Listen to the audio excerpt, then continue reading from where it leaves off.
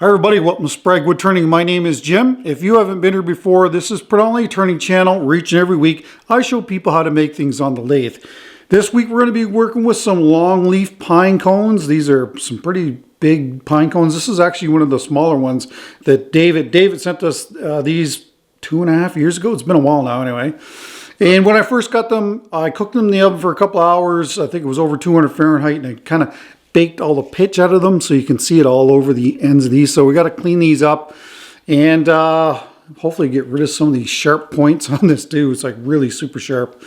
But anyway, we've got to clean these up, and then anyway, I'll go from there. But you know, I want to do the wait time with the epoxy again with deep cast so we can get some color separation on two separate colors.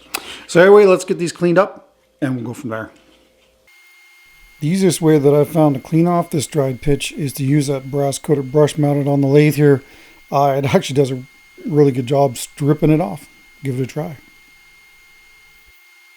All right, so this is actually going to cast this piece in, and it's just shy of where I want it to be. We're going to probably go in through here, so I don't see the point in keeping these. So I'm just going to trim them off with some side cutters here.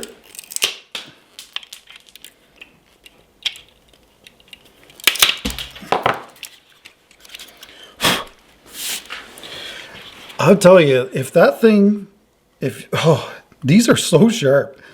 That thing dropped from a tree, it wouldn't be good.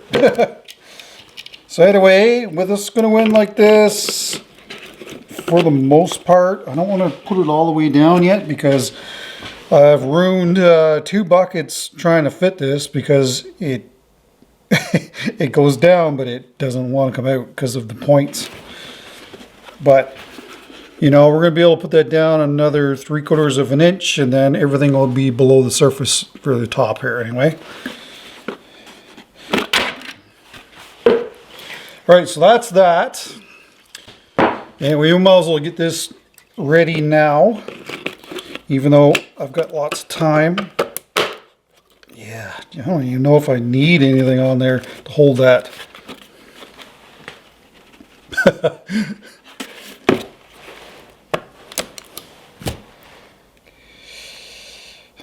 I better, because if I don't, you know how it goes.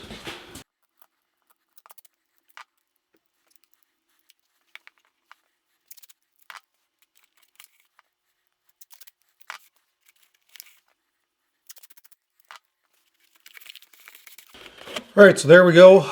That's ready for casting. Let's mix up some epoxy. If you mark your buckets, you in theory shouldn't make any mistakes when it comes to mixing.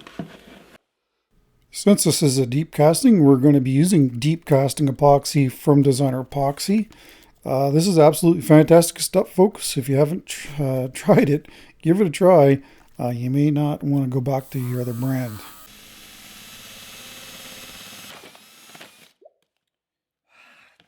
Seriously?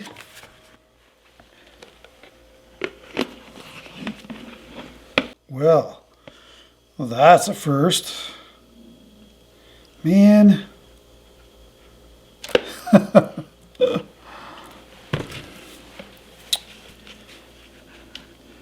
That blew a hole right through that bucket.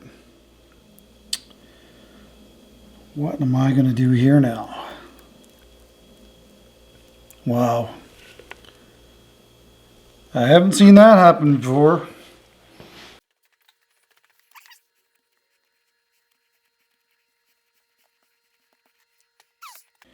Ordinarily, you know, I would say I'm going to reuse this, but it's right full of dirt now. All right, shall we try this again?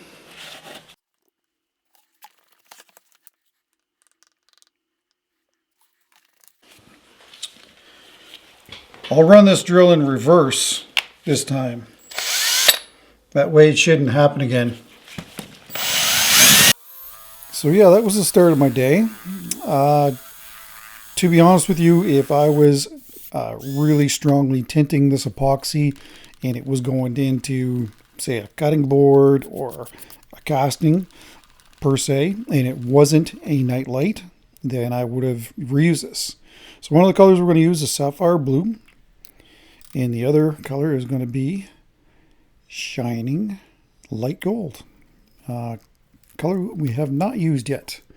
So yeah, unfortunately I wasn't able to reuse that epoxy. I didn't have anything ready for it to go into either. That's the other thing.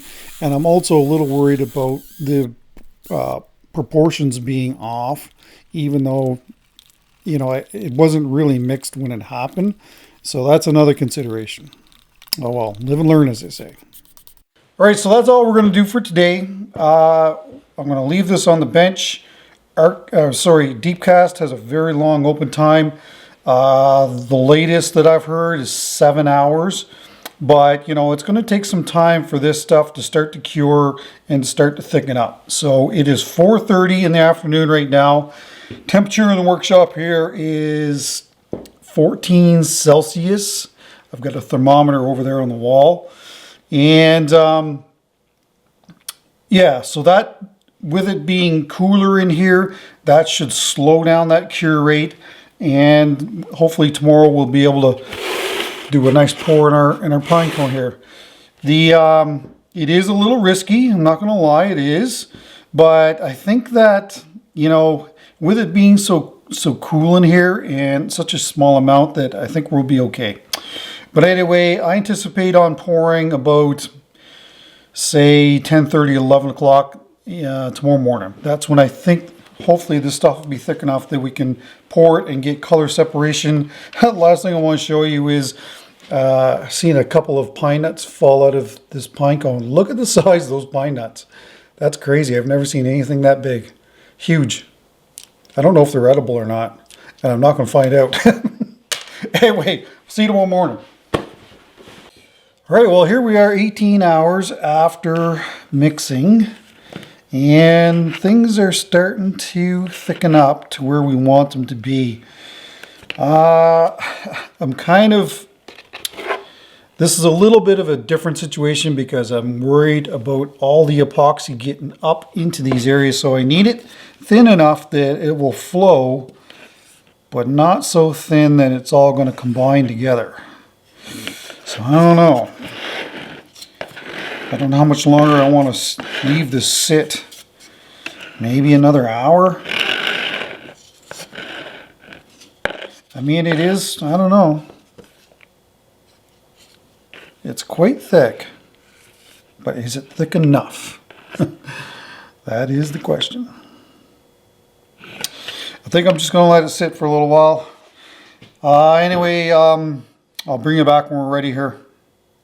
Okay, well, believe it or not, that's 20 and a half hours. And this is still, it's starting to get there. I can see that it is starting to get a little thicker.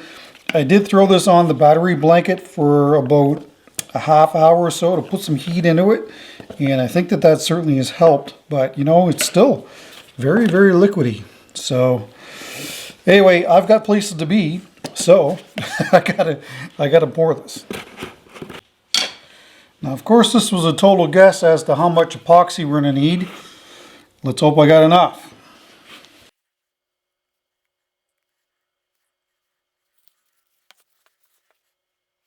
Yeah, I can tell that this one here is really starting to thicken up.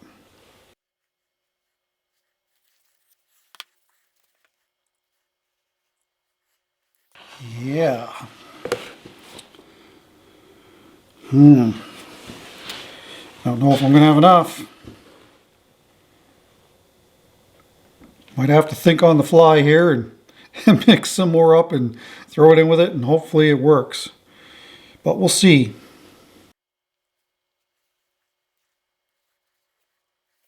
The colors are definitely staying separate. That's good. And to boot, one of those petals has poked through there. Oh man. All right, well, I bought this just in case I had a problem like this. So we're gonna see if it works. I see a lot of famous YouTubers using it, so hey, good enough for them, good enough for me.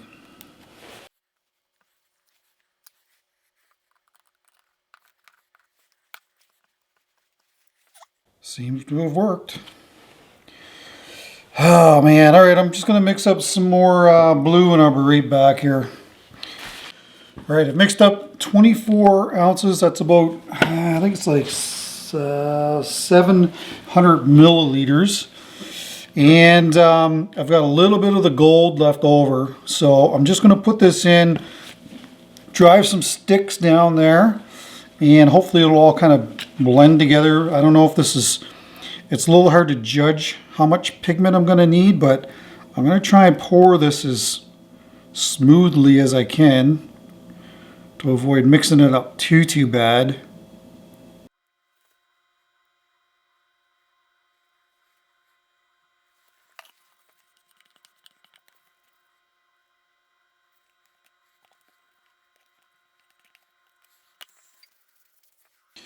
So far the flex paste seems to be working. It's holding.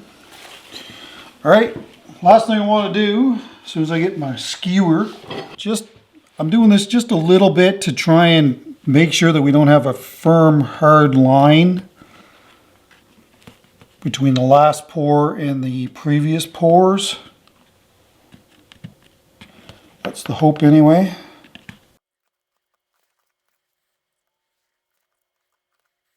All right, that's it. I'm not going to mess with it anymore. I can hear he's in there yelling. All right, I think that this has still got a shot at working out well, but having the right amount certainly would have been a lot better. Throw this in the pressure pot and we'll see you in there in 3 days. But yeah, we should have color separation on the bottom for sure. Either way, I think it's still going to look cool. Well, yeah, this is what we're looking at. Definite color separation for sure. Unfortunately, I don't think that this blue on the top here got mixed in all that great.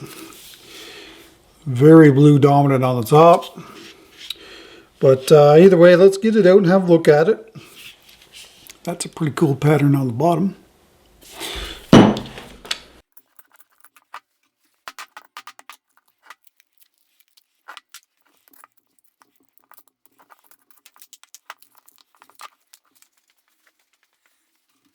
No real bucket fight this week.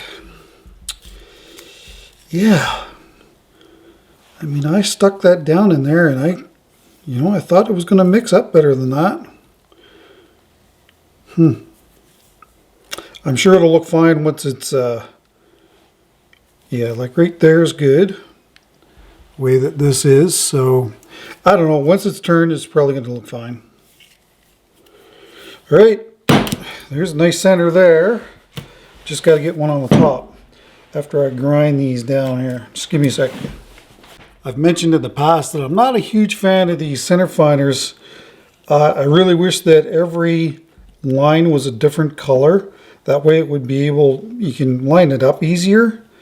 I find it can be trying at times. Kind of like now. Which one am I going for? This one. No.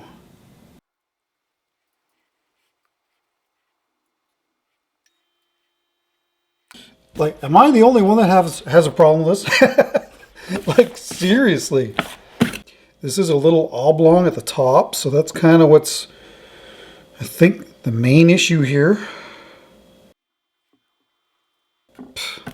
Don't forget it. Yeah, you can see how kind of oblong it is, so it's really hard to try to figure out where's the best center for this. Sometimes just using a pair of dividers is easier. Yeah, if that was laid out like, say red and black each line, it would be so much easier to use. But when you're looking down from the top, because you can see stuff below it, and I don't know, to me, I just find it quite confusing. That looks pretty good, actually.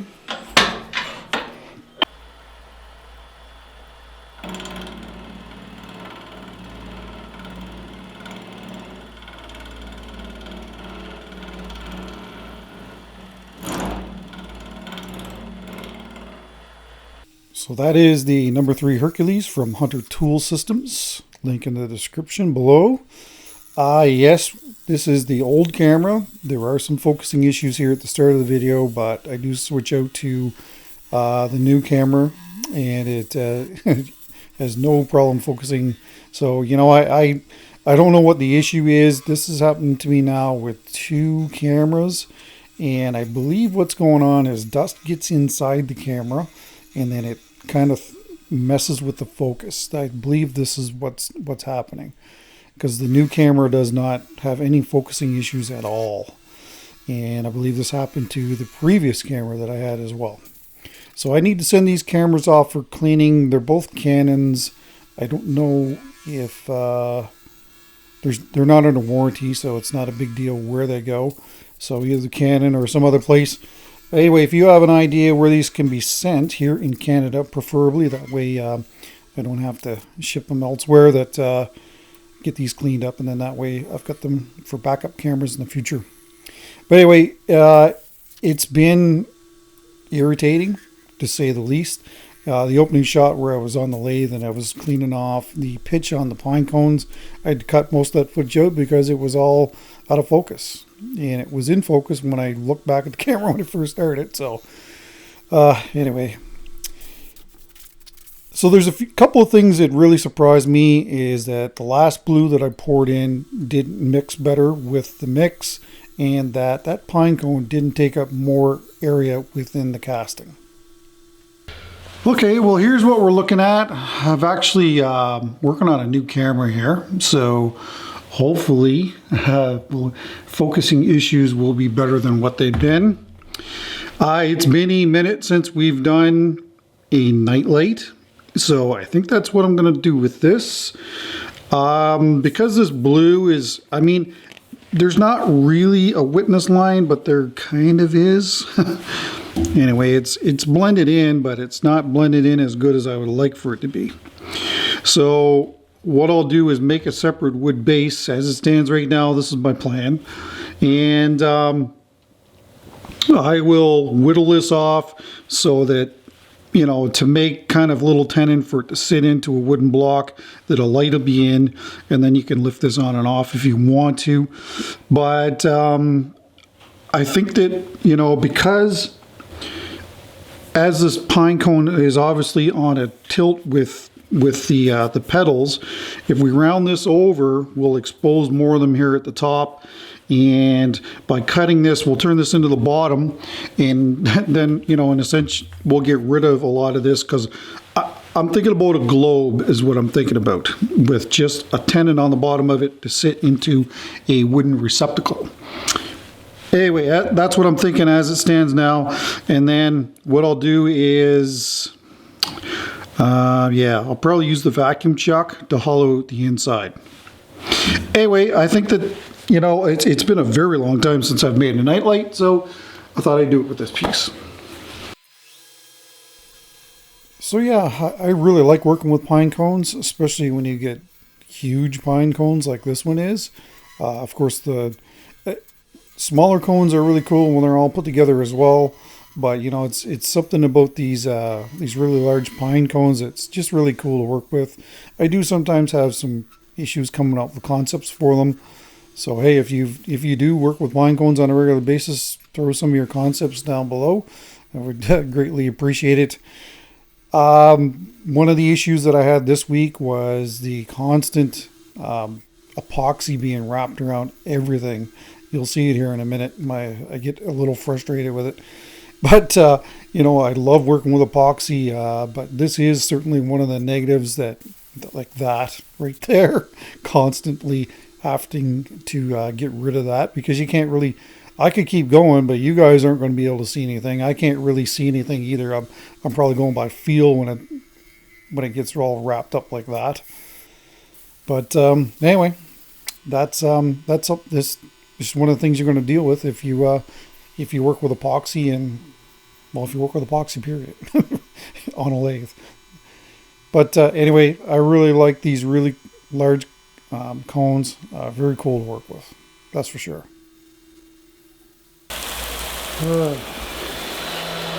This is getting irritating.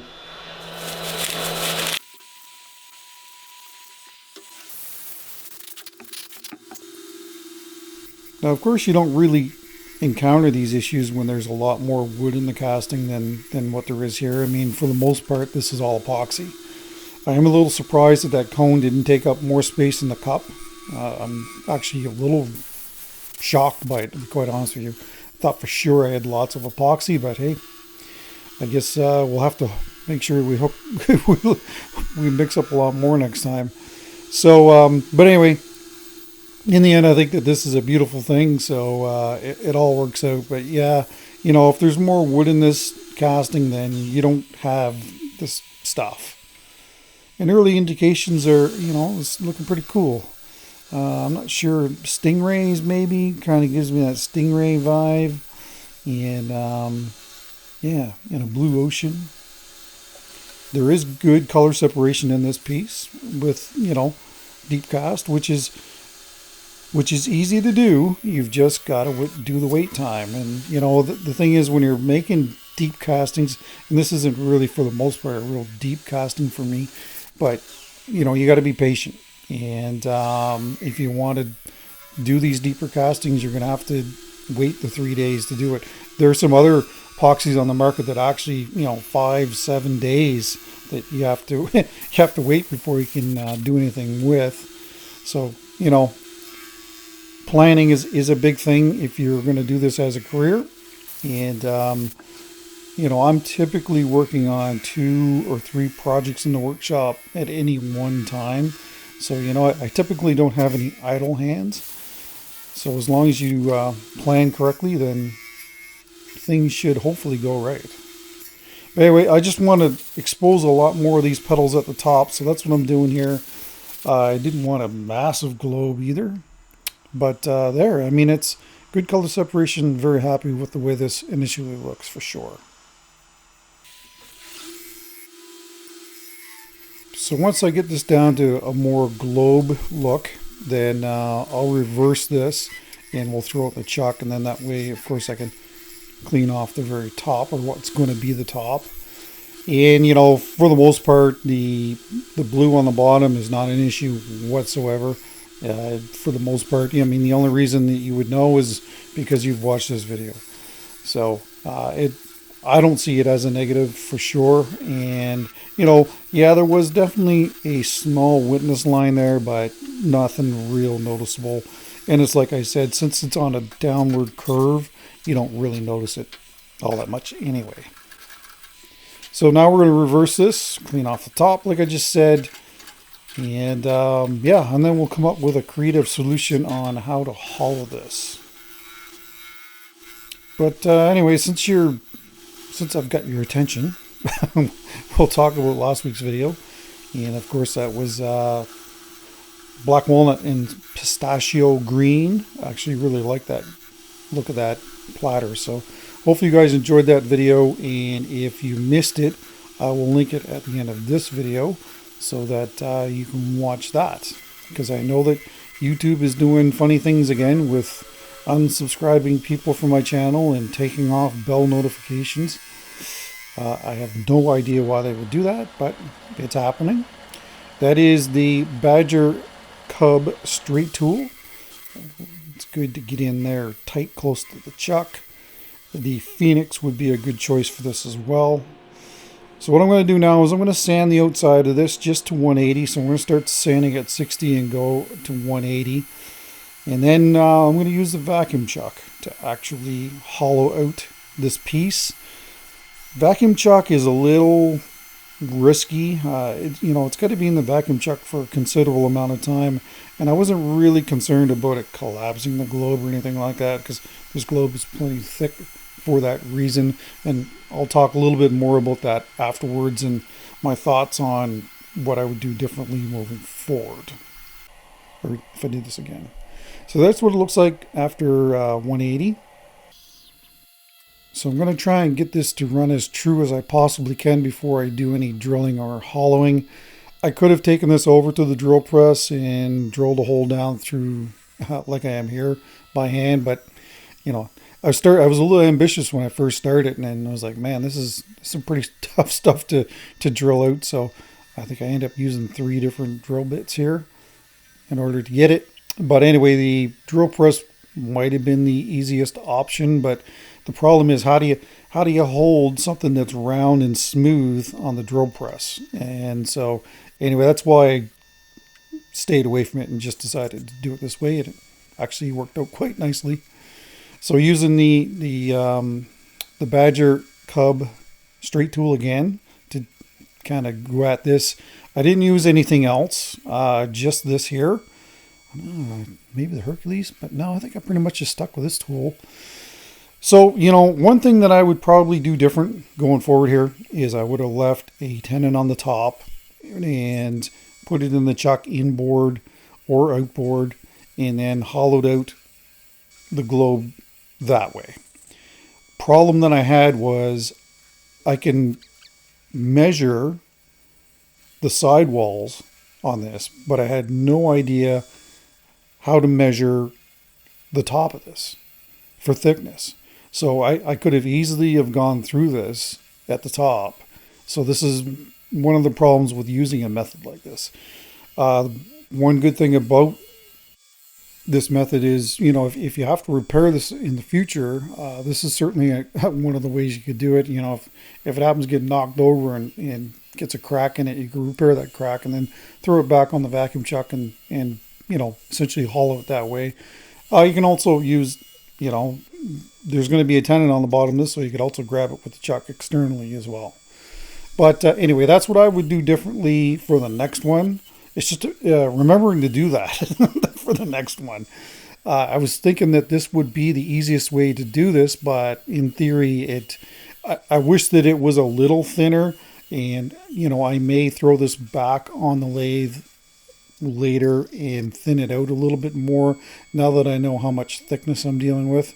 There, I was just checking to see, you know, how much light was coming through it. There seems to be a fair bit at the bottom, but, you know, again, I can measure the sidewalls, but I just have no idea how thick it is at the top. And, you know, I'm just worried that one of these times I'm just going to lose my vacuum suction and that's it. It's going to come off the chuck.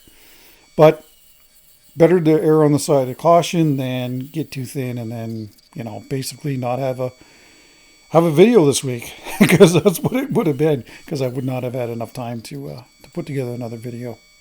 Now that small little LED light you see me using is actually a pretty powerful light, and I've lit the globe up at the end of this video using that. So that first, I think I'll put some writing in there so you know which one I'm talking about. But the smaller light that we're going to use, well, I don't have it yet. That's part of the problem.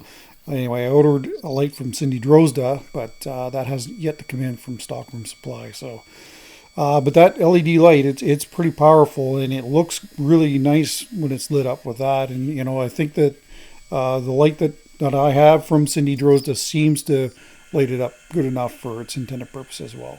There it is. Nice.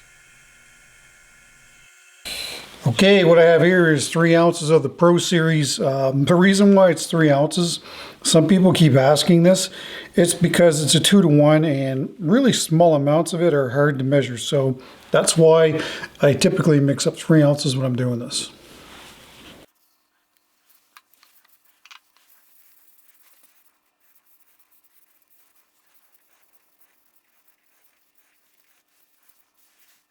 You can't see down in there, can you?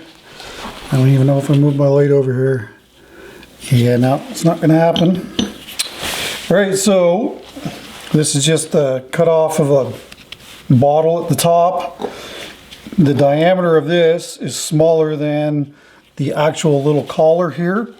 So I'm just going to take this and put it upside down on this. Something like that. Now I suspect that we're going to get some air out of the ends of these pedals, but I might be wrong on that.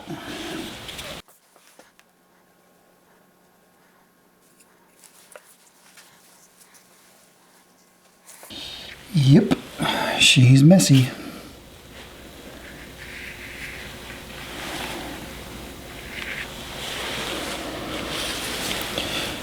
Now that's wet all the way around, hopefully it will flow all the way around it.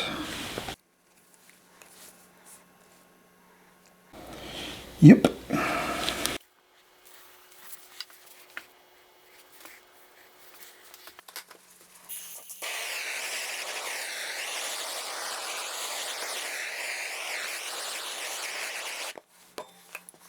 Well, it would be amazing if it stays like that, but I think that that's a bit of a pipe dream, but I'm going to throw it over in my heated enclosure over here, and we'll see what it looks like in the morning. Yeah, I hope I can do this and not, yeah, and not have it come off. Anyway, we'll see you tomorrow. Maybe, if I can do this. Right, well, it is the next day. It looks pretty good. The only problem is, like I said, in some of these little pedal areas, we've got some stuff happening, so we'll probably have to throw another coat on this and some stuff embedded in it as well. I mean, yeah, it's probably close to let it go, but, well, not for me. So, gee, I don't know what to do here. I won't be doing another coat on the inside, I don't think. Once we get this off, we'll know better, but anyway, let's try that. See what happens here.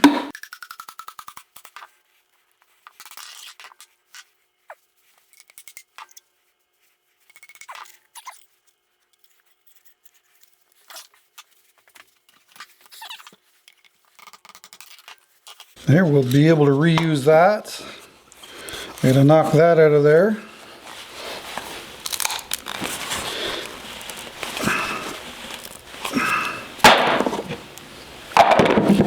There, that wasn't too hard.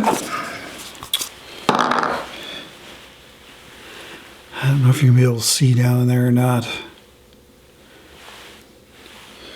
Anyway, let me get the light here and we'll see what kind of a shine we have.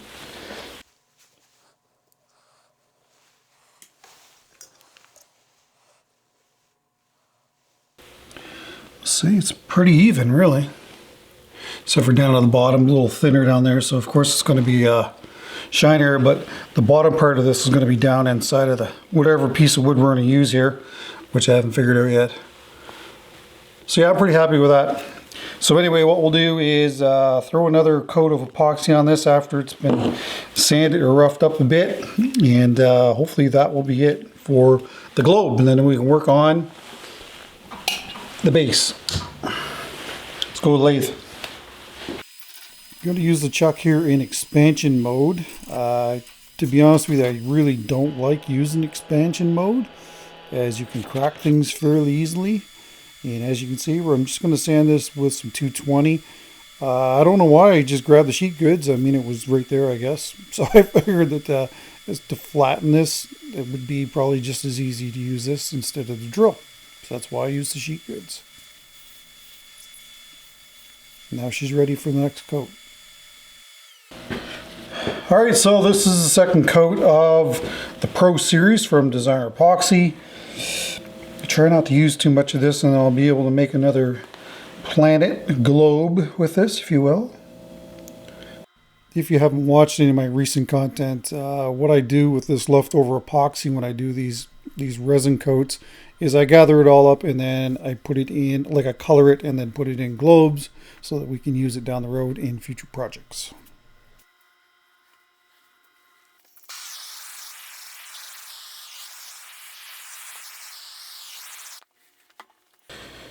There, that looks pretty good actually. Everything's covered nicely.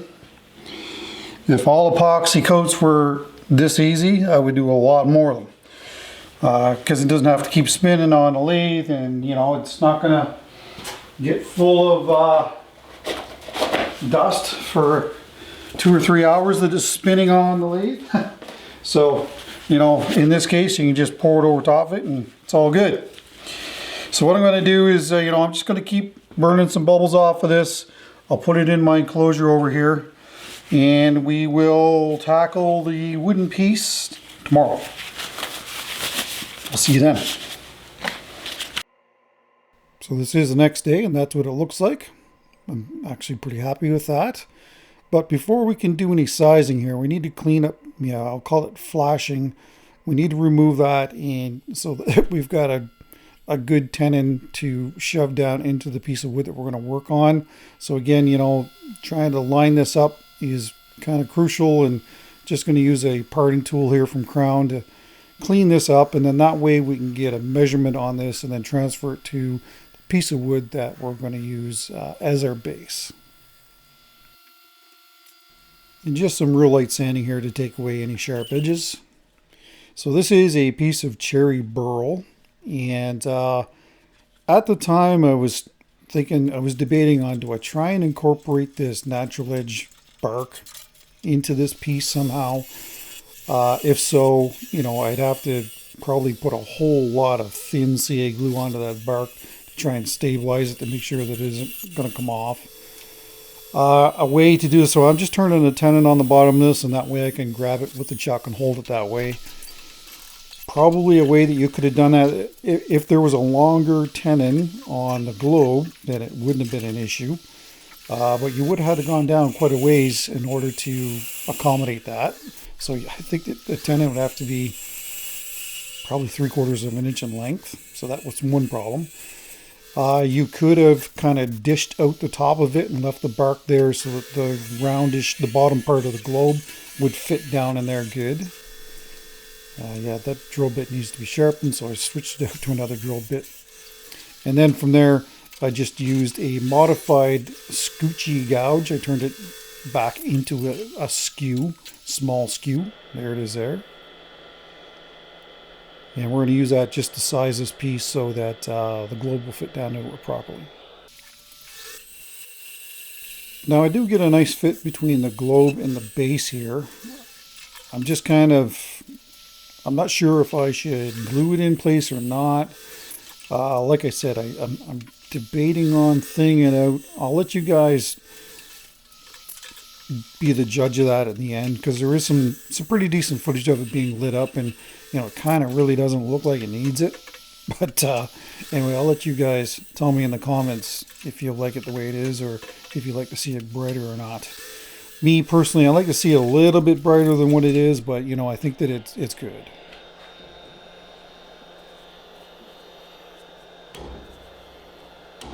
And there's your friction fit.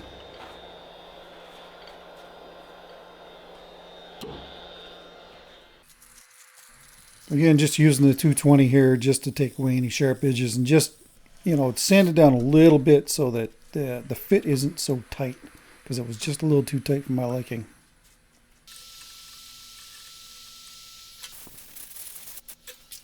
All right, there is a lot of little bark inclusions in this, so I want to use some thin CA glue from Starbond to harden up those areas before we move forward here. Actually, looks like there's some dry rot here. I might completely coat this in this to give us a chance to get this stuff to harden up a bit, very light sanding, and then we'll be able to, drill the hole and get the light mounted. I've used this method for many years with, varying success, if you will. Cherry is kind of an in-between wood as far as hard and soft is concerned. So, it will draw in a lot of this thin CA glue. Keep it in mind, this stuff is water thin, so it flows well. But, solidifying those dry rot areas and that bark inclusion was the most important thing. And, of course, spraying it with the accelerator to set it is also important. That way, you can move forward with your project relatively quickly. Here, I caught the rest of it on a rag that was sitting on the lathe bed. I'll give that about 10 minutes or so, and then we'll be right back. All right, so now I'm just going to very, very lightly trim that up so that we don't really take too much off. And for the outside, I'm going to shear scrape it with the gouge. I thought that would be the best way to go about this. And after that, then of course we'll sand this up. I only went to 320 on this. I didn't see any need to go any higher on this because it's just straight wood. But this method actually worked very, very well. You'll see the results of it coming up. And but you know, it's like I said, it's with varying success over the years, and it really probably depends just on the wood that you're working on, what kind of success you're going to have. Yeah, there's 320. That's the last grit. So I think I only started sanding it at like, I don't know, 220 or something like that. I had such a really nice surface. Now I'm going to try and figure out exactly where I want to drill the hole. I'm using a 1/2 inch drill bit, which is a lot larger than I want to use, but the problem is the end needs to fit through it, so that's the main reason why it's so large. So now I've reversed it. As you can see, the chuck is in expansion mode, and we're just going to clean off the very bottom here, get that sanded up, and then that way you can put the details on the bottom and get a coat of finish on it as well.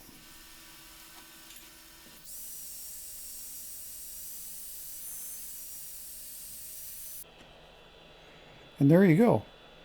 Ready for finish. Beautiful piece of cherry. Okay, we are going to put on some universal tung oil sealer first, and hopefully just one coat of Waterlux tomorrow, and then the base will be ready to go. Certainly is a lot lighter in color. And of course it is important to seal up all of the pieces of wood, all of the wood, including what's going to be on the inside. And I may not have got enough of this out. I personally wouldn't have any issues with just dumping a bunch of thin CA glue down in there and swishing it around and calling it a day. You're never going to see it, but this is another way to do it as well. I did already put my details on the bottom. It's important to do that before you put the finish on. There we get lots.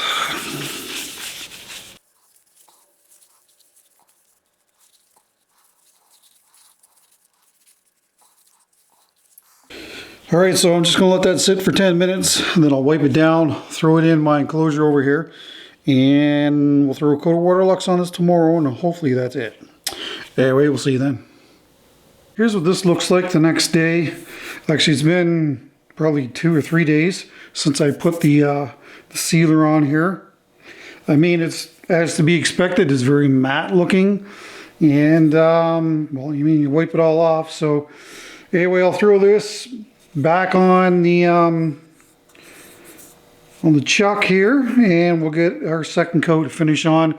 And what I'll probably do is just leave this in the chuck. That way you don't have to handle it.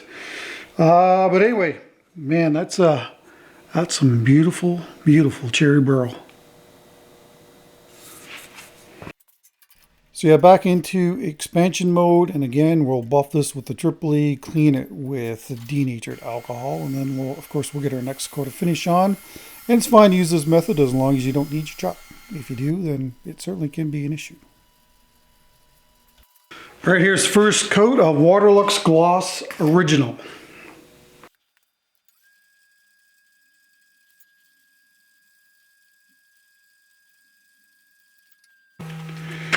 Well, it has covered nicely. Look at that. Realize it's upside down. Yeah, this was right, all those dark areas, that's dry rot.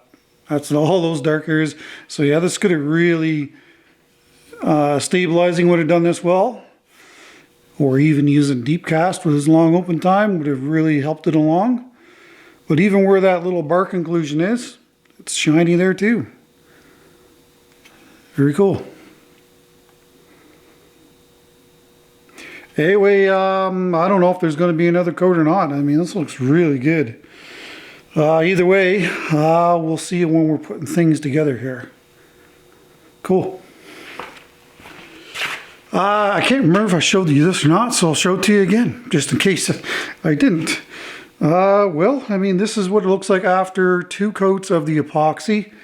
Yeah, there's a little bit of texture. I don't know, really debating on buffing this off and then throwing a coat of Waterlux on it.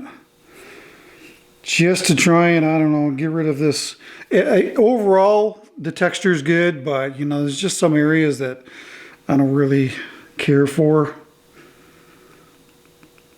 Might have to end up sanding those too with some 800 maybe. I don't know. If I do, I'll just sand it with 800, put a coat of Waterlux on it, and it'll be good. But I've got some other stuff to do here, but I might revisit this. Anyway, we'll see when we put things together. I'll let you know what I did. Right, so, well, it's not really a whole lot for assembly, but I thought I'd point out that, you know, this is one coat finish with one sealer coat, and of course, the CA glue has really sealed this up, but it is super shiny. So I've ordered 2 lights from Cindy Drozda, and they have yet to come in. They're back ordered. So I'm gonna just kind of, for demonstration purposes, use the one that I have that I use when I'm hollowing. But you know, it's got a magnetic two magnets on the bottom of it. So what I was thinking it would be kind of fun to do is, you know, I've got a toonie here, Canadian toonie, and I'm just going to glue that in the bottom, and then that way these magnets will go onto it. That way at least it's, you know, it's worth a couple bucks then. This is just thick CA glue from Starbond.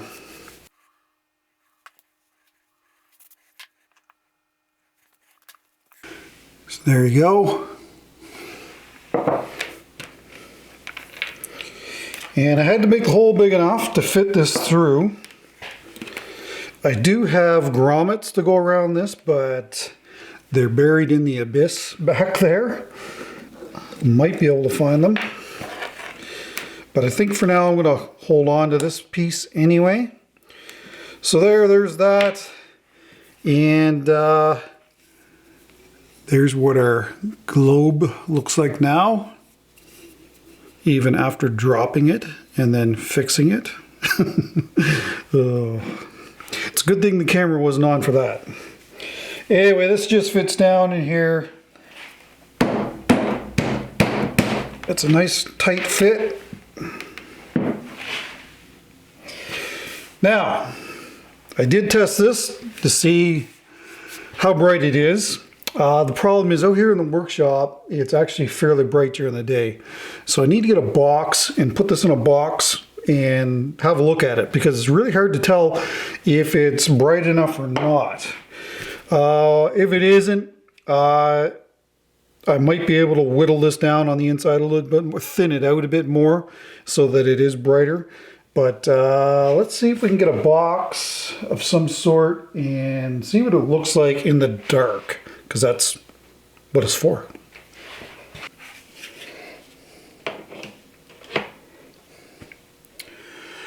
Yeah, it's not super bright, that's for sure.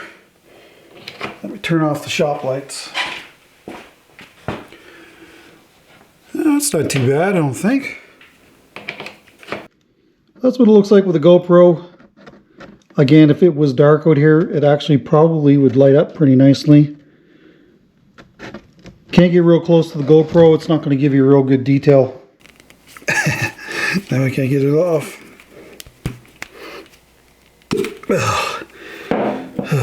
That's all I need for that to go flying across the shop again. Yeah, you have no idea. When I dropped this bounced a good solid 4 or 5 times, and there was only one little spot that I had to add some clear UV resin. Other than that, I came through okay. There's been some comments about, you know, how does this stuff, you know, line up when it's dropped, and you know, I say to not do that, but anyway, it didn't smash apart, just got marked up in a couple spots and repaired it. So anyway, I think I'm just going to leave it as it is. Anyway, let's finish this video up. All right, well, hopefully you enjoyed the video. Hopefully it wasn't too long for you. This is fun. I really like these large pine cones like this, and I think that they make really great. This makes a great idea for them. A lot of times I kind of struggle with what to do with them. Naturally, it could be a nice little hollow form, but I don't know. There's just a lot of things that I want to try to do with them. Maybe even quarter them after they've been done in epoxy. I got some ideas, but this here does definitely need to be maybe thinned out a little bit. It definitely needs another coat of finish. This was dropped yesterday, and this is just the one coat of finish on it. I mean, it looks pretty nice. I wasn't going to do the epoxy thing because I was just worried about stuff being embedded in it for the end of the video here, because we're always seem to be running late. So there's the globe, what I would call the globe. And yeah, I mean, that cherry burl, that's something else. It's a beautiful, beautiful piece of wood. And you know, at least it's worth $2. So there you go. Yeah, it's called a toonie. We have loonies and toonies. It's a loonie because there's a loon on it. It's a toonie because loony stuck, and then what do you call a $2 coin? A toonie. All right, I did forget to give you the measurements on that, but the globe itself is about 5 inches in diameter, and overall it's about 7.5 inches tall. So I think that's a good sized nightlight. Very balloonish looking, but I think that it's actually pretty cool, and we might actually see more of these in the future. Now, if you're watching this video, we may be over 140,000 subscribers. I don't know. My wife and I are going on a cruise out of Fort Lauderdale, and we won't be back until almost the very end of February. So if I'm over 140,000 at this time, when I get back, we will do the giveaway for the epoxy and for my giveaway, whatever that's going to be when we return. So thank you so much for watching the video. I really do appreciate it. And of course, if you like this content, please give it a thumbs up. And hey, if you haven't subscribed and you watch this content, please subscribe. That way we can give away some more free stuff. All right, well, that's it. I'm out of here. Take care, stay safe. Don't forget the bell. Please share my videos with your friends. That is the largest way for me to build my presence here on YouTube. I would greatly appreciate it. Have yourselves a fantastic weekend, and we'll see you next week. Take care.